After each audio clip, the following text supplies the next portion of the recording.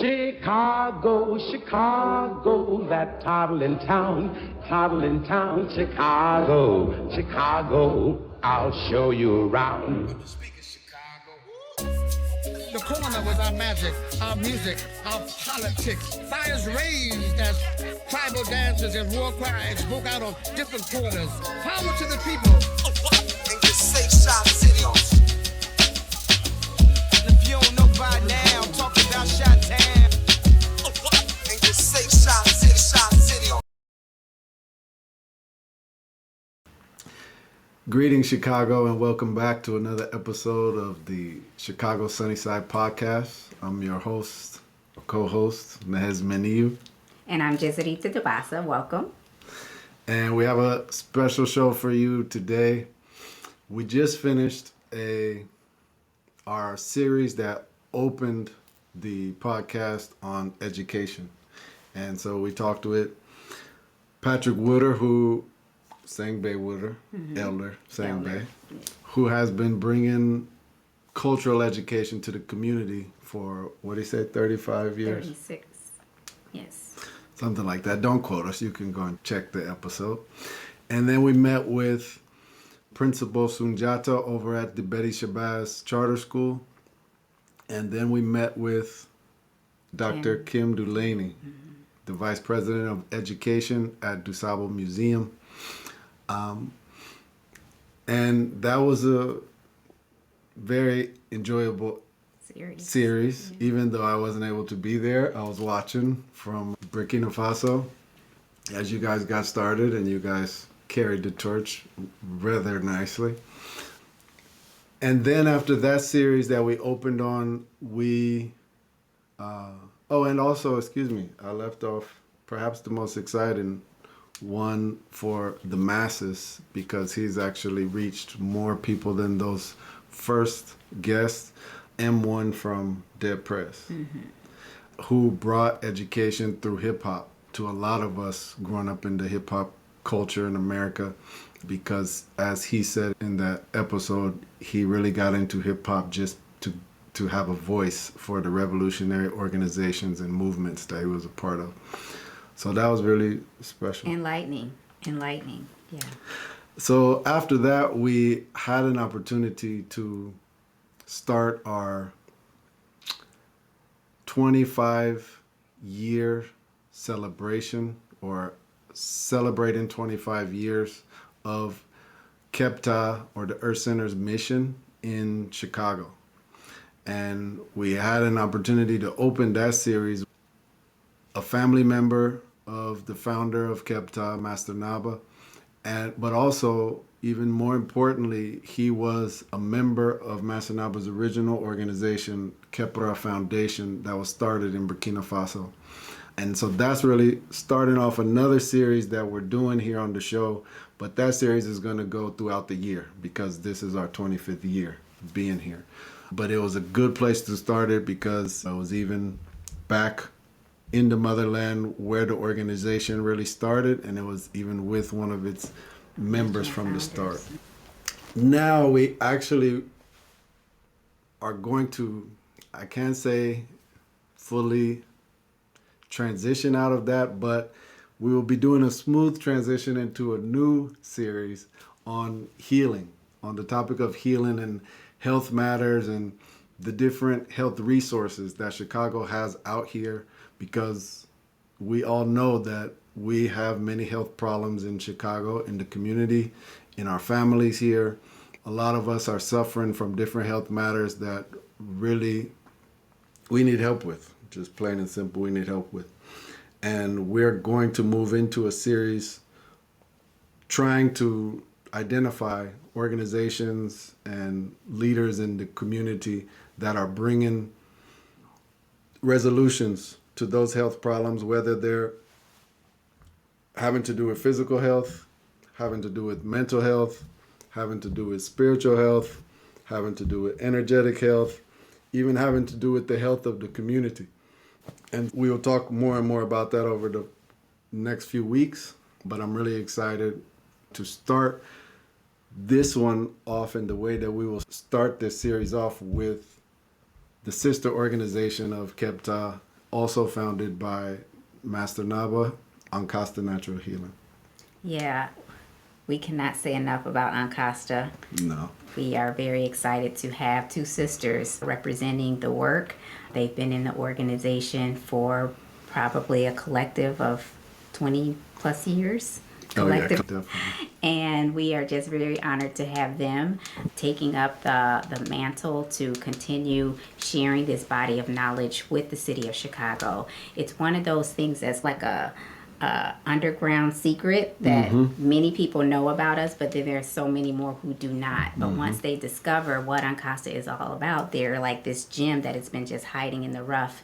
That it's really been just instrumental in getting people back into contact with a natural way of dealing with their health.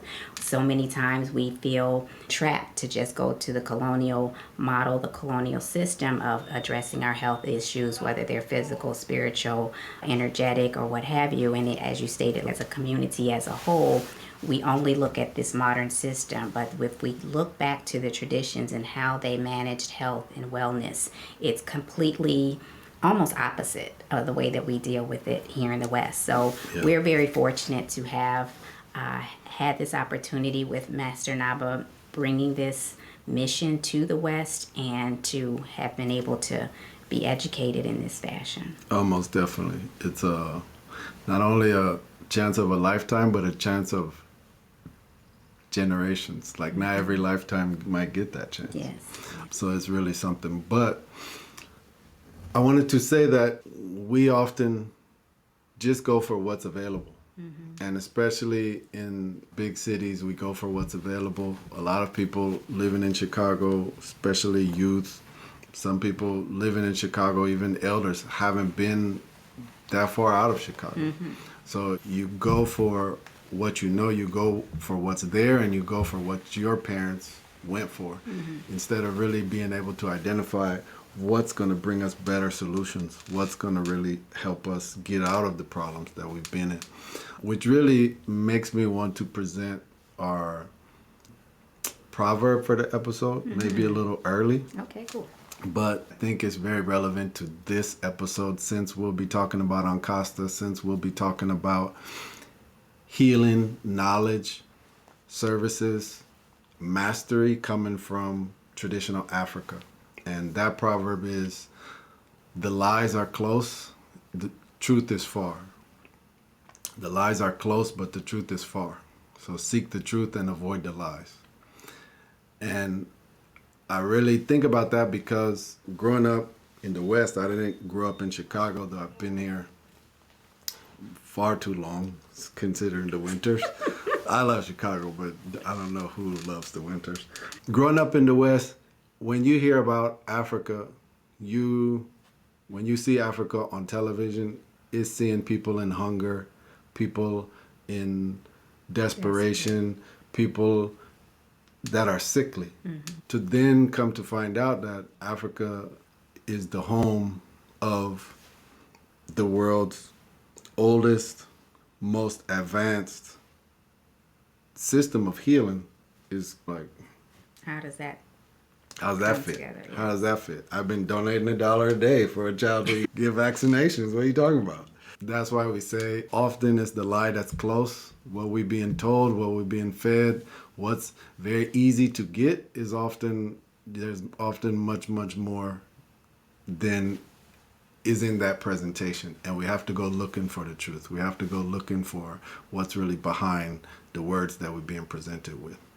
And sometimes the truth is not as far as tend to think it is, but we're just afraid of the truth. We don't want to hear the truth. Exactly. So we get mesmerized by what is convenient, what is easy, what is simple, what our parents did because they didn't know any different.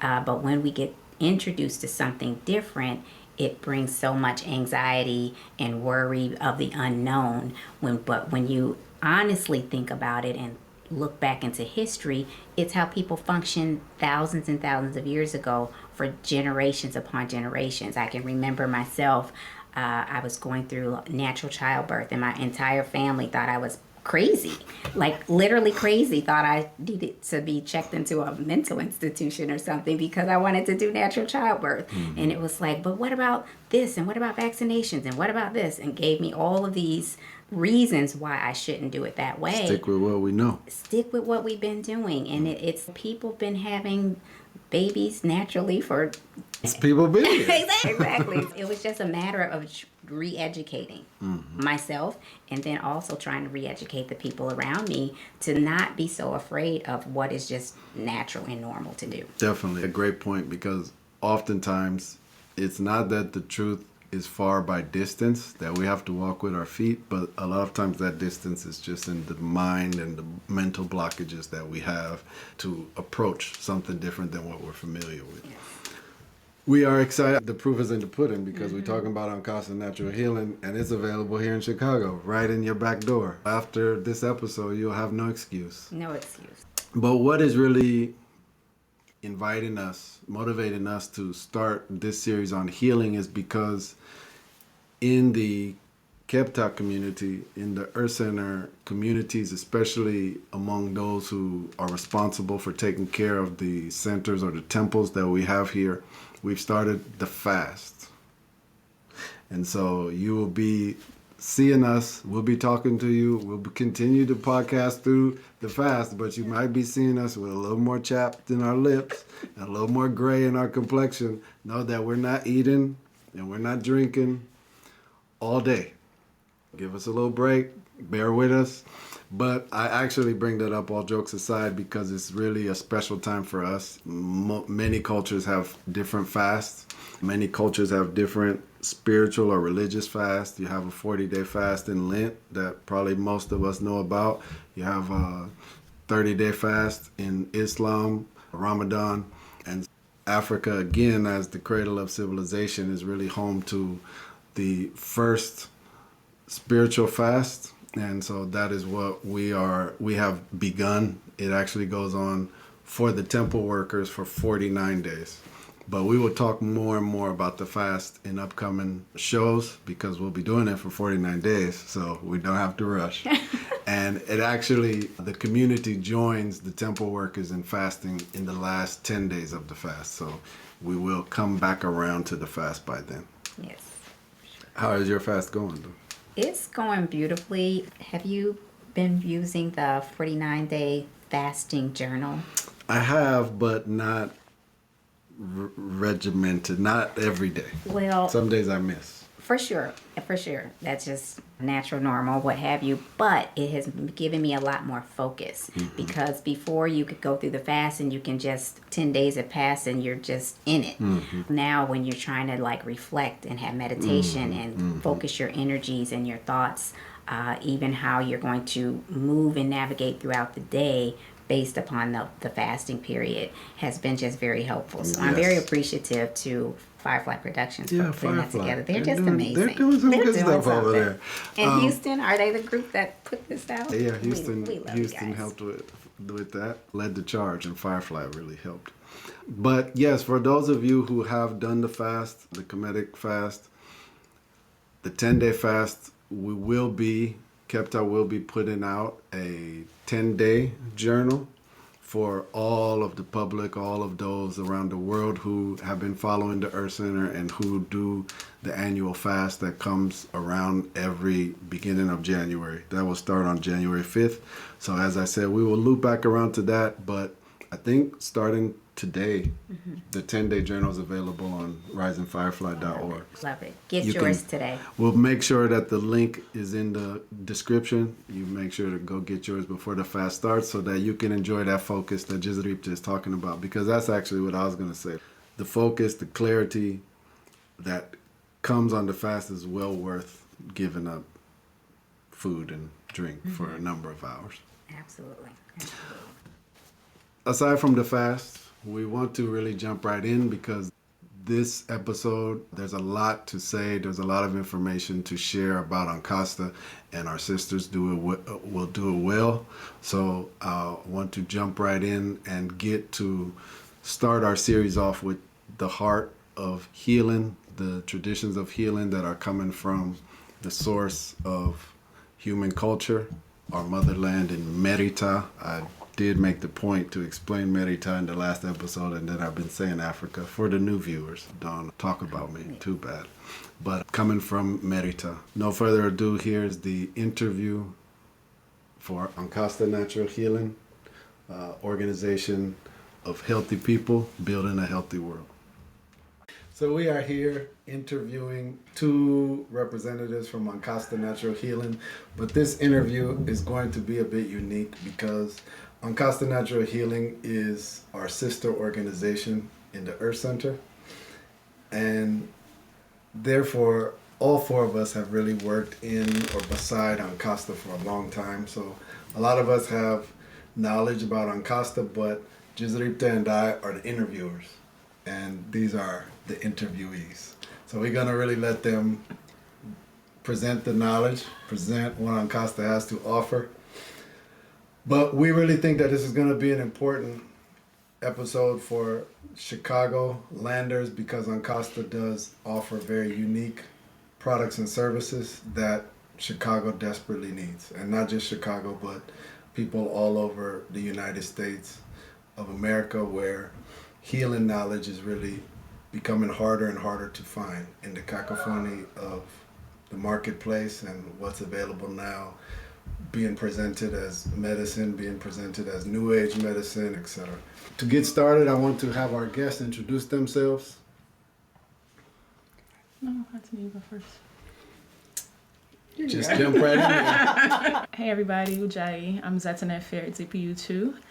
I've been working with Ankhkasta, oh my gosh. That's why I didn't say a year. Cause Oh my gosh, it's been such a long time. I don't even know how many years anymore. that's why I didn't even try. And then, especially if we're going to try to talk about memory herbs, they're going to be like, I don't believe you. And it's not that it's a memory issue. It's just that initiation and the work with Ankhkasta just runs together. Those things are not, you can't separate those things. It's just been a long time, and Ankhkasta restructured a few years back, and we separated from the Earth Center, and that's been 3 years now. And I work very closely with Jahzra. Titles don't really matter, but yeah, I work very closely with my sister here in terms of managing certain aspects of the business. Great, thank you. And I want to come back to actually the split and the change in restructuring Ankhkasta, but before we do that, I want to let Jahzra introduce herself. Yeah. My name is Jahzra Shemzura. It's also hard to say when I started working with Ankhkasta because I think informally I've been following and shadowing healers for quite a while, sitting in on health consultations, going back and forth to Merita or Africa for a while, just learning about herbs and taking care of people's lives, preserving life. But more recently in a more formal capacity as business manager of Ankhkasta over the last 3 years, and also turning up working as an apprentice, just to really understand a little bit more about what it means from a traditional standpoint to take care of people's health, understand the systems within the body and how the diet affects it, and all the different aspects of holistic healing. Yeah, it's really exciting work, and thank you for having me. Thanks for having me too. It's our pleasure. It's our pleasure. Before we get into some of the details that have already come out in your experience with Ankhkasta until this point, can you summarize for our viewers really what Ankhkasta is, what it offers the public? Ankhkasta Natural Healing is really, it's a nonprofit organization, but at the foundation or the base of this organization is a network of healers that for generations their legacy has been to preserve all the indigenous recipes and really the healing knowledge. And with that, the founder, Naba, constructing that network and allowing the knowledge to travel to the West so that people can really benefit from the work that the healers have preserved on the land and take care of people's lives, return people in the modern culture back to what traditional healing really is so that there can be some kind of balance in the way that we're living, or even having some understanding of what it means to live in balance with nature. So that network of healers, part of Ankhkasta's mission is really making sure that those healers can continue to do the work that they do with their families, making sure that we're preserving the environment so that they can continue to do that work, so that we too here can benefit from what they have to offer. So we have that side of what we're doing to preserve the cultural aspect and the healers themselves promoting their work, but also all of the recipes that they've gathered and the herbs that they work with, we're able to harvest those or help the healers to harvest those so that they can be imported to the West and people can begin to heal themselves with those recipes, in addition to the services that we offer as well, if you want to talk about that. Through Ankhkasta, if people are interested, there are a number of things that we offer. She's already mentioned the herbs. Ankhkasta offers remedies for just about any illness that you can find here in the West. And in addition to herbal remedies, Ankhkasta offers spiritual services. So for those who are interested in the aspect of healing, of the immaterial aspect of our being, Ankhkasta offers readings or divinations. And again, we work with the healers back in Meniooh, also known as Africa, whose families have been doing that type of healing work for many years, meaning divination work. Which is really important, because so many people tend to talk about how a human being is more than just their body. But they don't really understand what that even means. But not only do they not understand it, but then we all rely, or the masses rely, on a medical system and a science system that doesn't give that any credit. So then what's happening with the unseen side of that, of our being? But how is that really different than going to a psychic or doing some other things that might be approaching that? What's really different that Ankhkasta's offering? The process of divination, there's a science behind the process of divination, and it's not a science that everyone knows or everyone understands. And as I mentioned before, that knowledge is something that is preserved in families, and it's not something that's readily available to people to really understand. Being able to read energies and all of those things, it takes a certain level of knowledge that even with the type of divination system that we're using is a science. It's very technical in nature. So there is that aspect. And I say that because it's distinct from somebody using their intuition or their feeling, or even having a gift or a predisposition. Because it's not to say that people who are presenting themselves as readers or mediums in modern culture don't have a disposition to do. They may, but people in tradition who have those predispositions go through a process of taking care of and setting the stage for that predisposition, so that whatever they're channeling, it's done in a orderly and a regimented and a principled way. When we say that there's people doing that work from tradition, it's a legacy of people that from mouth to ear, they've been training their family members or whoever they're initiating in that science or that technical practice for generation upon generation. You can't just go out and do it the way that you want to do it. You have to follow the process. And with that also, these readings, it's not just someone telling you maybe what they see, but there's a solution that comes behind it. And I think from what I see with a lot of the kind of modern practices of readings, people may tell you this is what's happening in your life, or this is why your relationship is going like this, or your job is like that. But then what? It stops there. What's the solution? And in these divination practices that we're talking about, there's very technical recipes that diviner can give to you to solve the issue. And that's the whole purpose behind the reading itself. That's really the part that brings in the healing, because if not, it's just diagnosing.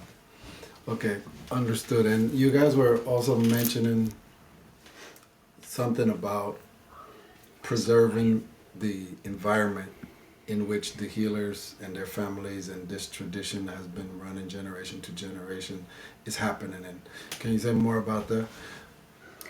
Yeah, even one of the projects that we've been working on in Ankhkasta is preserving the sacredness of the land, or the sacred lands that are back home in the region, in the countries of Togo and Burkina Faso, because that land, maybe from our perspective, we just see that there's trees and plants there, but all of those trees and plants and life on the land have a history, and they have an essence, and they have a sacredness and something that they're contributing to life that is helping to preserve everything that's in that environment, but also can help and preserve life, our own lives, right?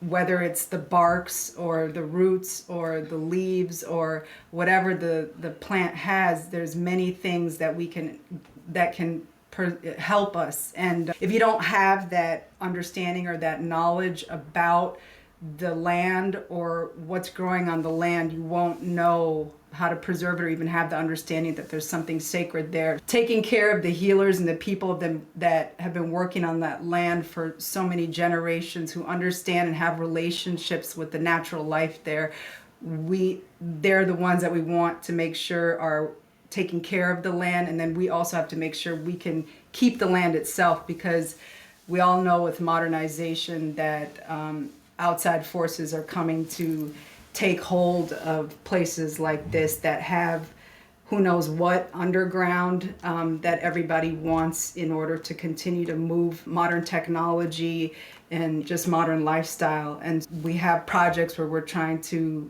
get the general public to help us to preserve the sacredness of the land so that it can continue to be taken care of by Indigenous people and utilized in the way that the land has always been used for generation upon generation. In the land that we work on, I just came across an article or a video not too long ago about what the new president of Burkina Faso is doing, and Burkina Faso is the second largest exporter of gold. And so it's not very surprising that the West is really pushing to gain access to the land there. And he's just, if gold is going to continue to be exported from our land, what we're going to do is we're going to process it here inside of Burkina Faso and export it. And so there's this, it only makes sense that there's this huge desire for the land, and then to not even take into consideration what Jahzra was mentioning, is there's a huge disconnect between the modern human and the land, because people don't even think that they are a part of nature anymore. If you're saying you're a part of nature, they be like, what does that even mean? They can't even conceptualize it. How could we conceptualize it here in Chicago? One thing that I noticed that really stuck out to me on my trips to Meniooh and back is that to really see nature that hasn't been touched, hasn't been cultivated, hasn't been developed on for many generations, and then you have the ecosystem living there, you don't really see that in a city over here. You don't really see that. What we see is parks, and then we call that nature. We see the trees that are growing out of their little square into concrete, and we might call that nature, but the web that nature really, that was a big part of that nature is already broken. It's just a tree that's set there and a park that's set to look a certain way by human beings. It wasn't set that way naturally. So it's hard to really perceive what that is, especially if you grew up in a city, you didn't really get to. I would even push on that and say it's bigger than that. I've grown up in the church, which many of us have. It's like there's the separation between nature and the human being. God gives human beings dominion over the earth, which means like you're the superior power. So you're not of it. You're not with it. You're like you're separated from it. So yeah, like we have that upbringing growing up in cities, but I think that even people who are growing up in the country are dealing with that same type of mental sickness.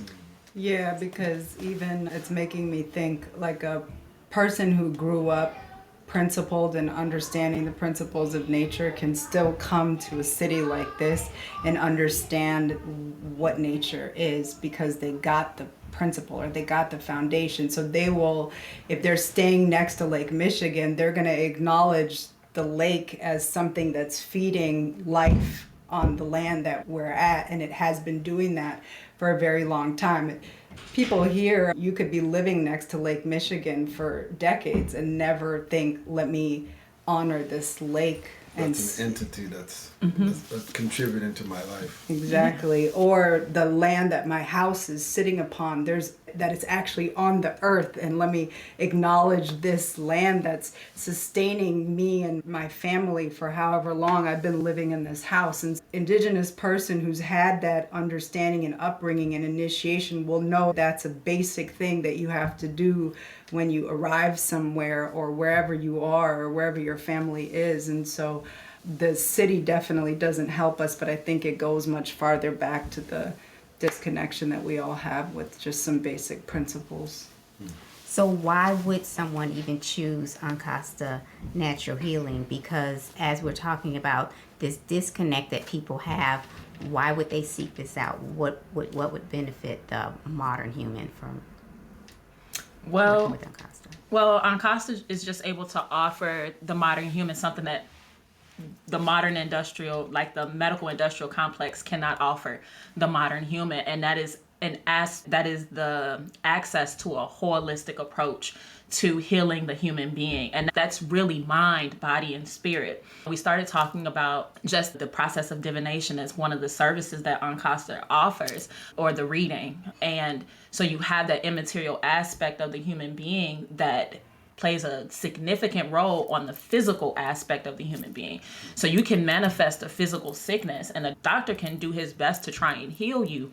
But if that is a sickness that is coming from the immaterial, there's really nothing that a doctor can do, because he himself or she herself, they don't have that level of knowledge or awareness. And so Ankhkasta offers the human being a more holistic approach to healing the body and the mind and the spirit.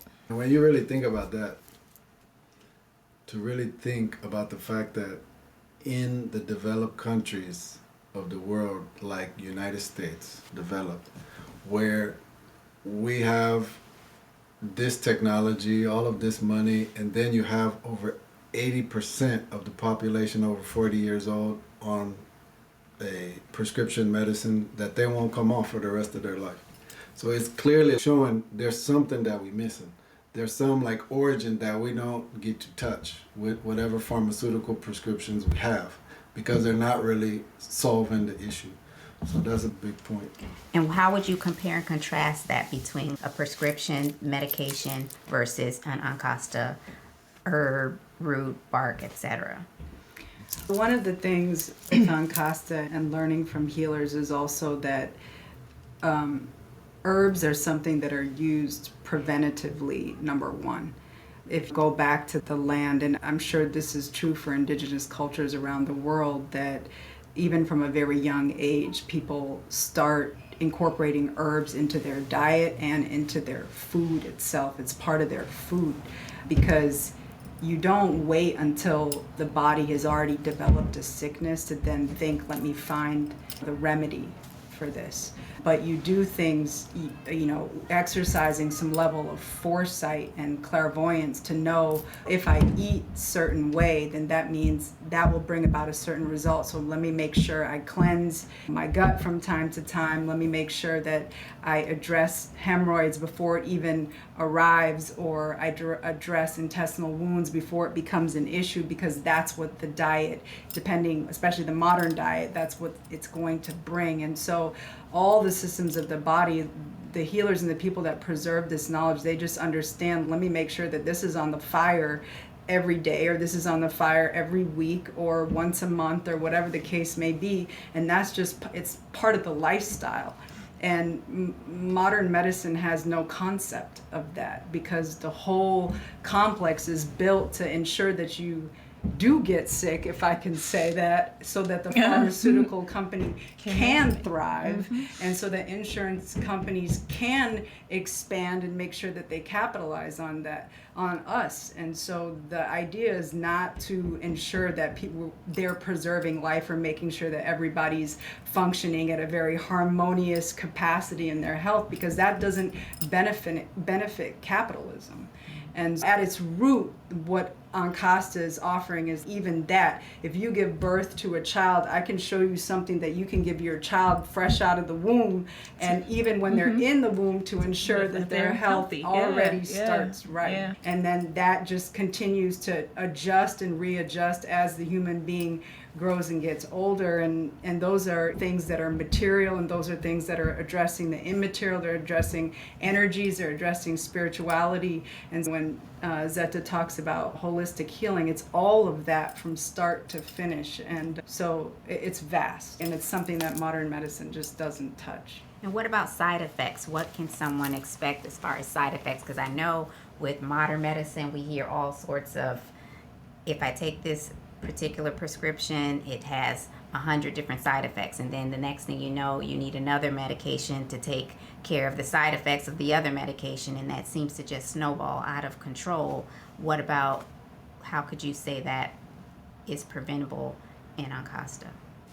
In general, Ankhkasta herbs, from my experience over the last 15 years and seeing different clients come through, and me myself using herbs, there really aren't side effects to these herbs. If you're taking multiple herbs at a time, generally you're working on some kind of time spacing out and taking the herbs.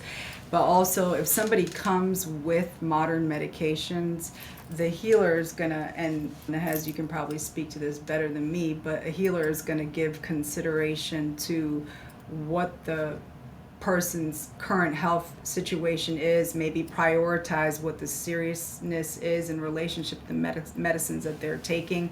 And we're not gonna ignore the fact that there's medications in the picture, and so whatever herbs are given will give that consideration. And also, how can we wean a person slowly off of a medication if they're going to be taking herbs instead? There's that kind of calculation that's done in a deliberate way, but I'll let you speak to that. You did great. The only thing that I would say to summarize that first question is what a person from a big city over here, a different paradigm, not knowing that they're even a part of nature, gains from Ankhkasta is just, it seems like just a much deeper, long-standing knowledge base about Absolutely. what a human being is and what affects a human being and what angles then to approach solutions.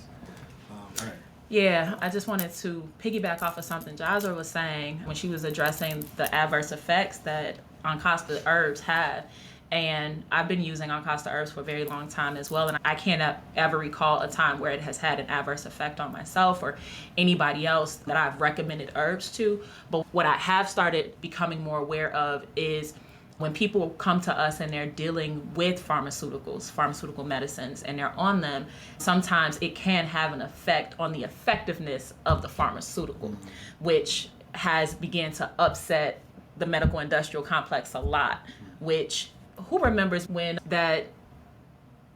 Google released, you can't say herbs, you can't do this, you can't say that, you can't do this, otherwise they're going to block you, they're going to knock your SEO down. It's even stronger in England to UK. Yeah, because the rebirth or the resurgence of this desire to really use herbs as a means to heal yourself, to have control over your own healing, over your own life in some ways, like the system can't get with that because it affects their bottom line, which is capitalism, which is money, making money off of the human being. And now they're getting a little bit more savvy. Oh, you can't take this herb or eat this particular food with these medications, because if you do, it's gonna have an effect on the medicine. And so we're seeing more and more of that, which it instills like this level of fear into us. Like, man, I don't have any control over my own health, over my own life. I'm afraid to take anything other than the pharmaceuticals because what is gonna happen? The doctor's telling me I'm gonna die if I don't stay on these medications. And not only that, Dennis, the devil I know is better than the one I don't. So the one they're more familiar with is the medication they know is bringing them side effects, but because now that medication has these contraindications, I'm scared of the herb. Because now when they even see a herb, they're like, but what is it going to do? Is it okay? Like when the herb is food, you could have gorged on the herb and nothing would have happened. It's the poison you taking that telling you don't eat this food and don't eat that food. That's really the problem. But that's the one they're familiar with, and that's the one they even have a dependency on. Which they won't tell you, like they go and they steal the knowledge from indigenous people and take these recipes and take these remedies and bastardize them so much and mix them with all this other crap and then call it medicine. And it's the furthest thing from medicine, because medicine is meant to heal the human being, whereas pharmaceuticals they're really created to keep the human being dependent. And another thing she said, she talked about, Jahzra mentioned Ankhkasta at its core, it really has the ability to address or create this certain level of stability in the human being's health, in the human being's life, from the moment when the baby is inside the womb all the way until we take our last breath on this earth. And I say even after. And even after, we'll get to that, right? But and that's like the complete opposite of the system that we find ourselves being birthed into. The system wants to control every aspect of your being while you're in your mother's womb. They force mothers to see the doctor very regularly. They instill this level of fear in the mother. They schedule the delivery. They do everything that they can to control delivery process. And when your baby is born, they stick a number on your baby, a social security number, and begin making money off of that child right away. And whatever issues the mother has with her health, the doctors or the medical industrial complex can already project what type of issues that the child is going to have and what type of money that they're going to be able to make off of that child or off of that human being. Ankhkasta, we don't take that approach to the human being. It's just very different than what we see here in the West in the system. But even that totality, from before in the mother's womb to even all the way until the last breath and even beyond, that also is bringing some differences with even other, because a lot of us hear about herbs and natural remedies, even in the West, but that might be the first time we're hearing anything like that. And that might be the first time, like you were saying before, we hear anything about spiritual solutions and the divination sciences. So really, again, it just makes me want to come back to this point about Ankhkasta just bringing a body of knowledge that's coming from some of the oldest traditions on the planet that's just superior to what you can get, especially from the modern medical system, but also from the do-it-yourself herbal remedy books that we may all have at home. This is like the professional level that's even not only a professional level, but it's a professional level that's gone on for generations and been passed down. And that's really a very, not only unique, like we said, but a great opportunity, a great we all have. And I want to give a testimonial, even though I'm doing the interviewing too.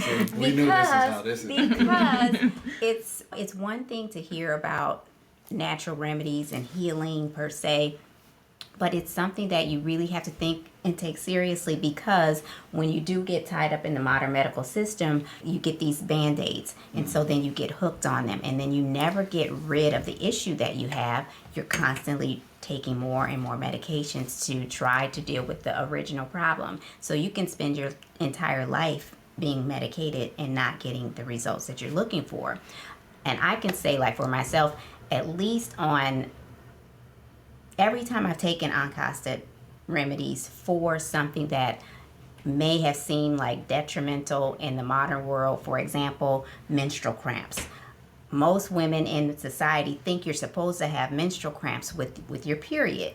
And I was given a feminine cleanse, and not only did it take the menstrual cramps away to the point that I never even recognized like my cycle was about to start. Yeah. And it was just completely unheard of. And when I would tell people that, it's like, how do you get rid of menstrual cramps? By taking one herb, and you're not even supposed to have menstrual cramps.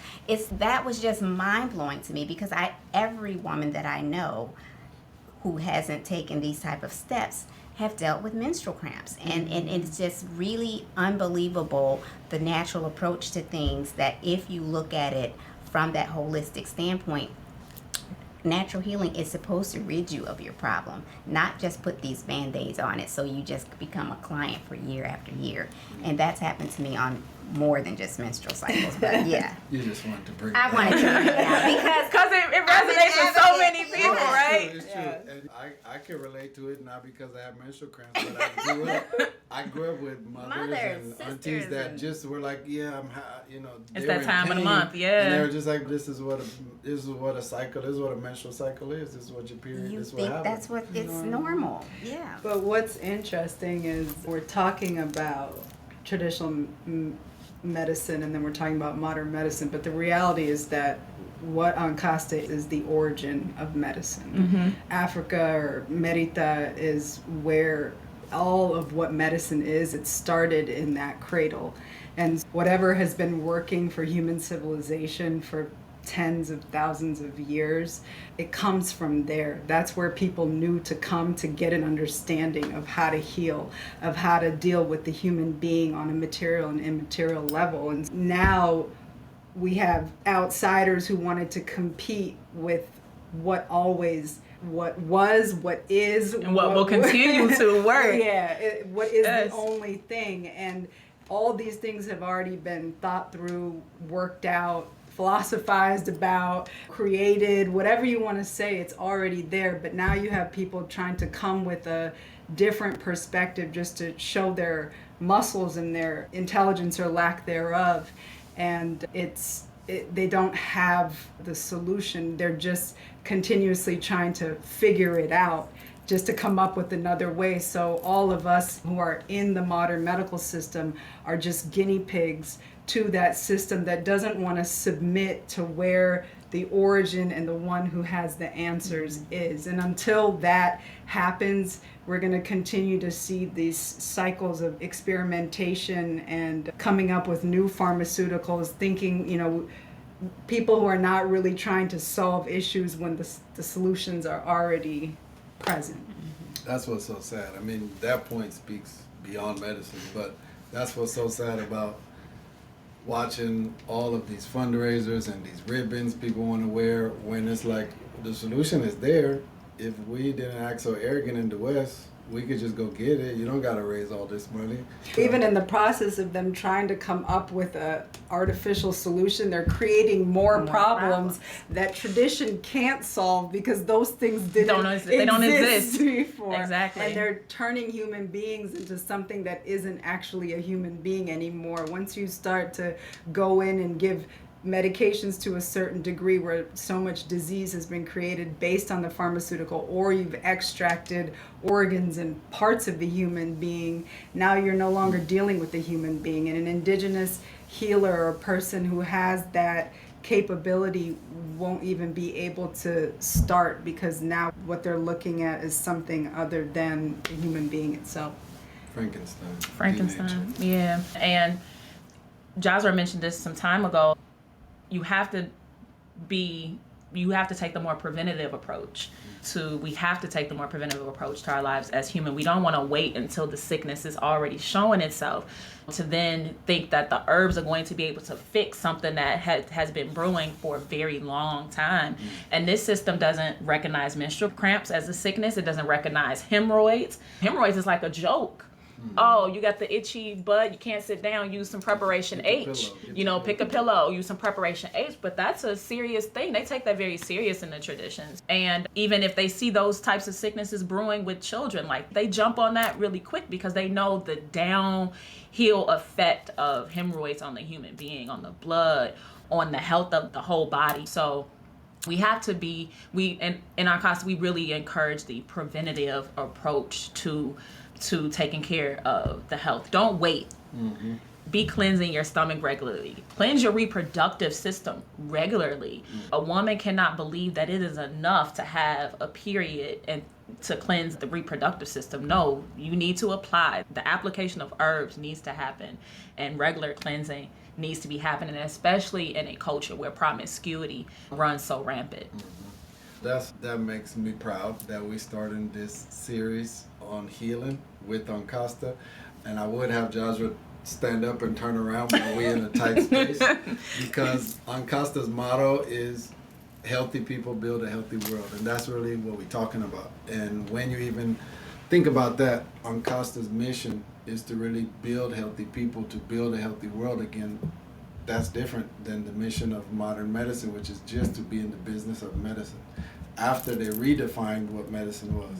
Because one thing that was really, I say this again, and you probably heard this from me if you've seen me in other interviews about healing. One thing that just floored me when Master Naba came and was here in Chicago doing healing, bringing herbs, and he was saying, you guys don't even know what medicine is. Because the medicine, why would you be on a medicine for the rest of your life? That's not a medicine by definition. That's a drug. That's something to get you addicted to it. If you're in a medicine, you shouldn't be on it for more than 2-4 weeks. Unless, like Zeta was saying, you've had that illness for 20-30 years, you're going to maybe be on it more than that, but you won't have to be on it for your life, because it's not an addiction. So healthy people build a healthy world. We're here with Ankhkasta Natural Healing. I really appreciate the way the conversation is going. These are very good topics, and we're very appreciative of you all being candid about everything that you have been able to share. But one thing we want to get some perspective on, for just even like the modern day person, how can they deal with some of the challenges that we face in the health, with our health, as far as COVID and long COVID and all the quote unquote new things that we're now seeing on the scene that we didn't see once before. Yeah, when COVID hit, it was interesting the way that back in Meniooh in Africa, traditionalists or indigenous people, they knew where to reach in nature to have simple solutions to what people were seeing as a terminal illness that was hitting countries very hard. During that time, I lived in West Africa, but being there, COVID wasn't a thing. But the West projected that Africa would be wiped out as a result of COVID, because they didn't have the... It kept going like they were just waiting. Yeah, they were waiting. It didn't have the capacity. Their medical system isn't developed. They still drinking water out of wells, and they don't know how to properly sanitize, and blah, blah, blah, blah, blah. Yeah, I remember that, because I remember people that I knew talking to me like there was a ticking time bomb and I needed to get prepared, and I waited for it, and I was looking around. People work for what they eat that day. Like, a lot of people are working for survival, so they're not going to shut down. They can't shut down. That's not an option. But I think any changes we did see, at least in West Africa, was just what was imposed by the colonizers outside. So whatever France wanted to see done in Africa, whether it was putting masks on when you enter certain places, getting tested for COVID, shutting down some schools, that was an imposition from the outside. That wasn't as a result of death or illness. That was within the territories, at least where I was in Africa itself. So why do you think that's the case? Money. No, not the imposition. But why? Oh, we know that part. Zeta looks bad. We know what the colonizers want. Why didn't we see any sort of devastation? Why was there not a larger impact on indigenous cultures and people? One thing may speak to what we're already talking about, in that sicknesses, like these kind of sicknesses, are not going to reach people maybe that have been eating and taking care of themselves in a certain way from the start of their life that I referenced before. If you've been building up your immune system with very strong herbs since you were a baby, the body's just ready to fight some basic viruses. You're not going to die from things that could be seen as every year sicknesses. There are viruses that come through and bacteria that come through all the time. So if you're used to always being vaccinated and always taking antibiotics and always being in sterile environments, your body's not going to be able to fight very simplistic bacteria, right? But even in the West, they were saying if you're between infants and young adults, they're not as susceptible to COVID as people who were much older. And I think that really speaks to your point, because the immune system is like really strong in our youth, right? And we can fight just about anything. But as we get older and we continue introducing the body to crap, alcohol, drugs, stress, all these other things, the environmental toxins that we're constantly being exposed to, it definitely weakens the human being a whole lot. And even this system recognizes that there's this stronger level of immunity when you're younger. And as you age, you have to keep taking care of your body, which is what is very understood in indigenous communities. And it speaks to that point you were saying earlier, it's just that the modern medical, keep calling it it's an industrial complex, yeah. It's just that, to where if you give yourself more time with them, then they will slowly start to break your health down, so you need them more. That's just what good business would be. I need to make you a better customer. I don't need to make you more healthy. So you definitely see that, because one thing I found interesting was that even in those places like Burkina Faso, where any numbers were happening of people getting sick and people dying, was at the level of the government.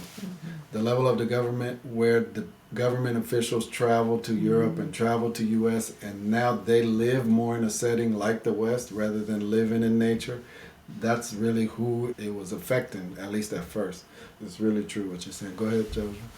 But yeah, just to speak to what we have available, even around that time, we were letting people know that there's like a blood cleansing is something that in indigenous medicine is, I never heard of it in modern medicine, where cleansing the blood. The blood could get dirty. Right, the thing that's circulating all throughout your system, all the waste that collects in there. I never knew it was a thing, but that's like a very basic aspect of preventative healing. And so we have different grade blood cleansers, and one of them works really well with just dealing with viruses. It's a strong cleanser, and so that accompanied with another herb that we have that you can see on our website, anhlife.org, is Ankh Revive, and those two coupled together. Ankh Revive, and which was the other one? Alomay is the blood cleanser, and that will also do a full flush on the system, and also do really good with building the immune system as well. So those two coupled together was like something that you could use. But we also, the thing is, like we're talking about a person who's been hit with COVID and then in such a way where they're having a hard time getting rid of it, that will mean in most cases that there's some underlying health issues. And as Zeta was saying, we have health consultations, and so if that's something that someone is dealing with, that we can sit down and really assess the system fully and say, okay, these are some of the other things that if you take care of these things, like COVID shouldn't be. I think I had a coaching session with somebody recently who was dealing with COVID, and it was simple for that individual to just go through a round of the things I'm just talking about, and for it to come out. But then it's an elder that's dealing with many other things because of buildup from their life, because there's no blood cleansing, there's no kidney cleansing. All the organs that are supposed to be eliminating waste never had a chance to be cleansed. So once you cleanse the blood and you cleanse the liver and the kidneys and things like that, and then things can start to breathe again, then something like COVID is not that difficult to get rid of. Because COVID has a profound effect on the lungs and the heart, and dirty blood will definitely. And I mean, we're not claiming we have all the solutions, or that you shouldn't go and see your doctor or anything like that. We're not saying that. We are not doctors. We are not doctors. But these are recipes that have worked, as we said, for people for thousands and thousands of years. They're not fresh on the rack. They weren't experimented with 6 months or a year ago. They are things that have systematically worked for people over and over again. And in that vein, we just make make recommendations. Yeah, thank you. This has been great. I think before this series on healing is finished, we're going to have you back on because there's just too much Ankhkasta covers. There's too much Ankhkasta does. We didn't even really get to talk deeply about what you're doing in Meniooh to even strengthen and fortify the cultures there that have preserved this knowledge. And then even what you do on this side is very vast, and there's the spiritual side of healing, and there's the physical side of healing, and there's mental healing, mental health healing, and all of that. But the Chicago Sunnyside podcast is really about trying to give practical solutions and resources to our listeners, and Ankhkasta is a very practical resource. But for those listening and those at home, is there any last words or thoughts you would give just as advice to somebody really trying to gain control back of their health in a big city like Chicago? First, come see us. You can That's the easy one. That's the easy one. We do have Ankhkasta does have herbs located at the Earth Center on the south side of Chicago, 3829 South Lake Park. Ring the doorbell. There's usually someone here to help you. Usually this beautiful lady right here.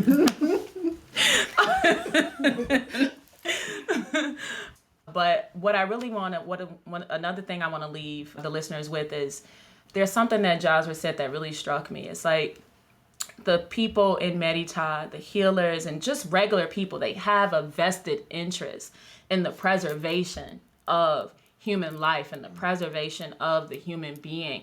And it is not rooted in capitalism. It is not rooted in the desire to make money. It is not rooted in the desire to compete to make yourself superior or your system superior to the original system of this earth. And Ankhkasta really stands on that firmly. Everyone who works with us, everyone in the West, and that's in America, that's in Canada, that's in Europe, and then those that we work with in Africa, has a vested interest in the preservation of the human being. We are all interested in supporting people and preserving their life. And of course, we have to import herbs. Of course, we have to make sure those who help us or who serve alongside with us or provide the services and the resources, they are able to provide for themselves and their families. So we have to charge for it. But there is truly a vested interest in the preservation of human beings. There's a vested interest in the preservation of this earth, and there's nothing that we do and there's nothing that we say that goes against that as the principle in which we work from. That's why I was saying we got to have you back on, because we didn't even get to talk about some of the conservation projects and the children Ankhkasta's putting through school, and the children that Ankhkasta is given the training and the education to be priests, to be healers, as it's running in their line and all of that, because if people are wondering where their money goes, Ankhkasta is really out here doing the work. But we'll have you back on for that, and even have you back on to talk a little bit more about the education piece, because for those of you who are sitting at home in Chicago, sitting in your car thinking that you feel a calling to be a healer, Ankhkasta can help you with the learning process and how to get started on that journey as well. But Jahzra, I want to come to you. Any last words, thoughts you have for our listeners?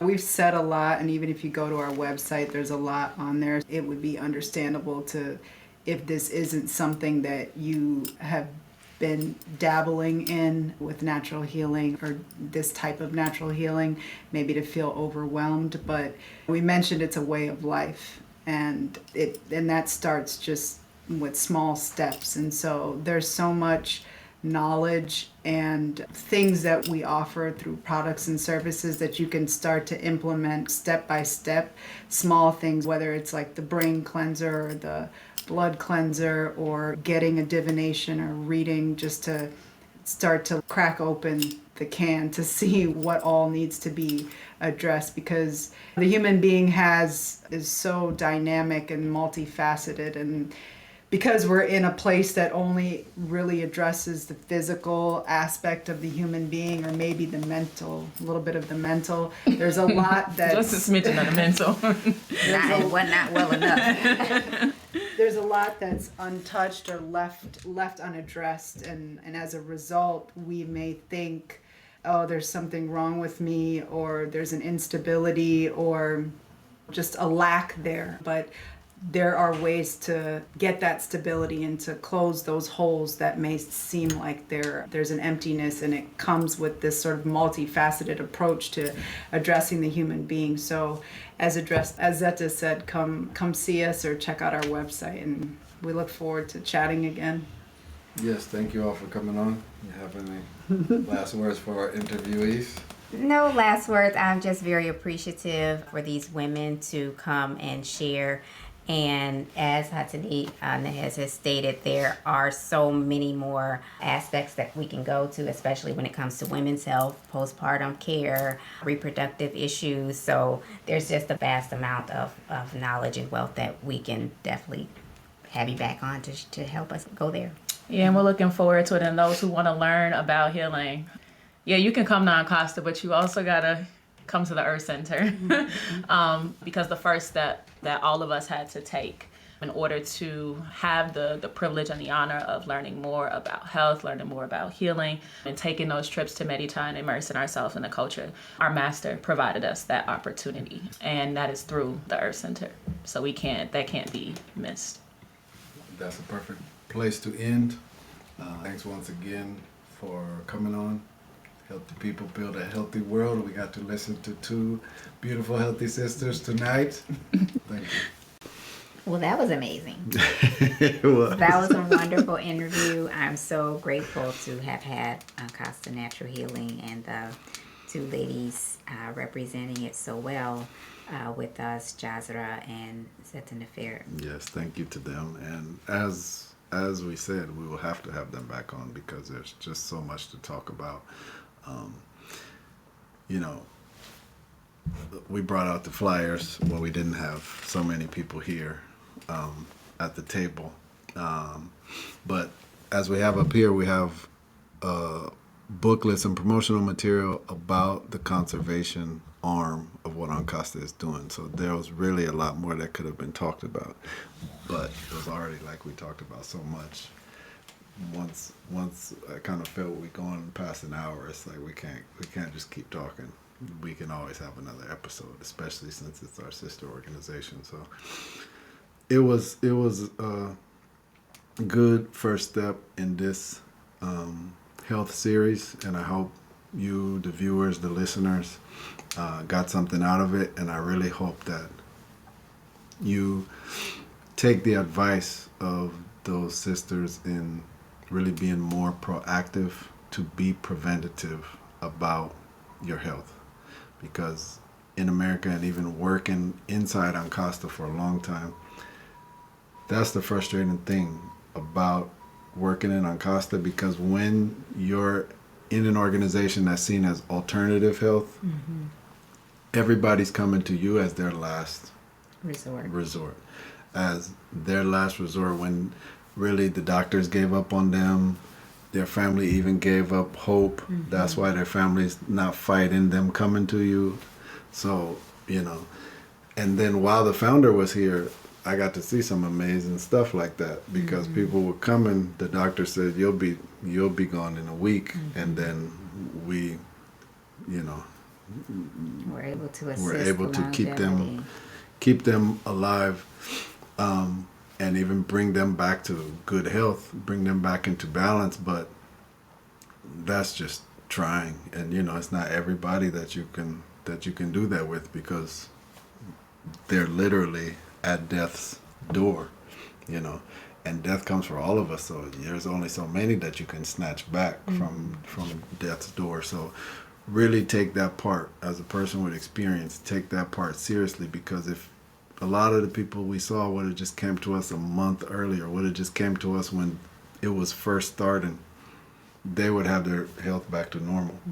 But it was like, when you come to us after 2 surgeries, and you came to us after you've been on chemo 3 times, and you came to us, after you've already broken down the body and the body's resilience, then you put us in a very difficult position. So please take that very serious.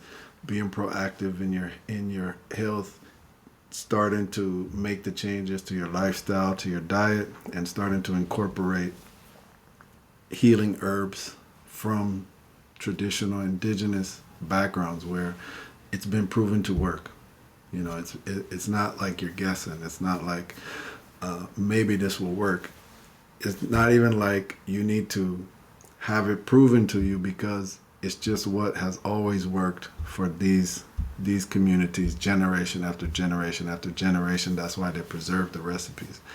And with Ankhkasta, what I also noticed, because, you know, I came up in America, I came up studying herbal books and things like that, and I know this herb is good for that. But when you meet a culture that has recipes where it's like different herbs coming together, quantities of the herbs matter, even the season that the herbs are being harvested matter, and you see the level of knowledge that's kept, and therefore now the professionalism that's brought to it is something much different than just the sheer power of nature. But it's now the power of nature with the power of tradition coming together to really, you know, do phenomenal work. So please jump on that, be proactive, and get ahead of the ball when it comes to your health, because health is wealth. Yeah, and every individual is unique and different, and so that's something that's so beautiful to see, like the healers at work, because when you go to modern medicine, they treat everyone the same. If you have diabetes, if you have cancer, if you have high blood pressure, you get prescribed the same thing, treated the same way physically, because they're only dealing with the physical aspects of the human being, where there's so much more dynamism. You have the spiritual aspect, you have the energetic aspect that you were talking about. You have to take all of those variables into account, and so the healer is going to approach each case, each person individually, and give them recipes that have been time tested, and you don't have to do the guessing. It's because it's been proven. When you look at modern medicine, it's a practice. They're practicing medicine, trying to get somewhere that they already, if they were just humble enough and ask the indigenous people who have been doing it. But that's why we see they go to their village, they go to their towns, and they study what the indigenous people do. They make a chemical copy, and then it's like, okay, well, now take this with food, because they're trying to trick you into saying, like, digest this poison and give it a try. Give it a try. Yeah, I don't know if a lot of people know that. Like, you know, a lot of supplements, a lot of medications, they tell you to take with food, because the pure natural substance that is the pharmaceutical, or that is the supplement, the body can't detect or digest. But when you take it with food, at least there's some natural substances in the food, and then if the vitamins and the nutrients that the food has matches at least the copy, that the pharmaceutical is bringing, then you're tricking the body into receiving what's in that pharmaceutical or that supplement. So, you know, there's just too many examples of how working against nature doesn't work. How trying to fight or resist nature, there's just no future in it. Absolutely. So please, we're happy if you all made it to the end of this episode with us. Make sure this episode changes the way you're looking at your health and the way you're approaching resolving the issues that come up with your health, because there's a lot of knowledge out there. Thanking those spirits across the planet, across the indigenous cultures that have fought, that have worked hard and sacrificed to preserve traditional healing recipes and services. And we are lucky enough to be connected to Ankhkasta Natural Healing, that represents a wide network across Africa that has done that. And so make sure that you benefit from that, benefit from their energies and their work. Well, we appreciate the efforts that you have been doing for all of these decades as well, to assist Ankhkasta and the Earth Center continue to build this force. So Thank you for that. And, I was doing it with an example, with a master, with somebody that I was following I was an apprentice to that person. So we want to close really this episode by celebrating him again. It's 25 years now since he brought this work, these opportunities to Chicago. So any thanks that I have, I'll just use it to celebrate. Yes. And thank you all for coming. See you next time. Make sure to leave a question, a request. If you have any organization, any leaders out there that you know are doing great stuff in the field of healing that we can talk to, that we can bring them on to promote, to make sure that more people around the city know what they're doing and can come and get help, let us know. We'll put the link in there. We'll make sure the links are in there for Ankhkasta's products and services, and we will see you next time on the sunny side. Life can be so sweet on the sunny side of the street.